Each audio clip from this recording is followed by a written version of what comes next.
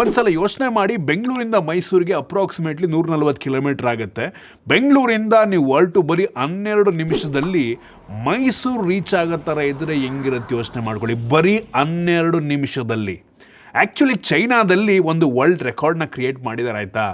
One of the fastest ಟ್ರೈನನ್ನು test ಮಾಡಿ ಸುಮಾರು 700 ಕಿಲೋಮೀಟರ್ ಪರ್ ಅವರ್ ಸ್ಪೀಡನ್ನು ಈ ಒಂದು ಟೆಸ್ಟಲ್ಲಿ ಅಚೀವ್ ಮಾಡಿದ್ದಾರೆ. ಆ ವಿಡಿಯೋ ನಾನು ನಿಮಗೆ ತೋರಿಸ್ತಾ ಇದ್ದೀನಿ. ಸುಮಾರು 400 ಮೀಟರ್ ಟ್ರ್ಯಾಕಲ್ಲಿ ಇದನ್ನು ಅಚೀವ್ ಮಾಡಿರೋದು, ವರ್ಲ್ಡ್ ರೆಕಾರ್ಡನ್ನು ಕ್ರಿಯೇಟ್ ಮಾಡಿದ್ದಾರೆ. ಇದು ಬಂತು ಅಂದರೆ ಹೇಳದ್ನಲ್ಲ, ಬೆಂಗಳೂರಿಂದ ಮೈಸೂರಿಗೆ 12 ನಿಮಿಷ, ಬೆಂಗಳೂರಿಂದ ಡೆಲ್ಲಿಗೆ ಫ್ಲೈಟಲ್ಲಿ ಎಷ್ಟು ಟೈಮಲ್ಲಿ ಹೋಗ್ತಿರೋ ಟ್ರೈನಲ್ಲಿ ಅಷ್ಟೇ ಟೈಮಲ್ಲಿ ಹೋಗ್ಬೋದು. ಬರೀ 3 ಅವರಲ್ಲಿ ಬೆಂಗಳೂರಿಂದ ಡೆಲ್ಲಿಗೆ ಟ್ರೈನಲ್ಲಿ ರೀಚ್ ಆಗಬಹುದು.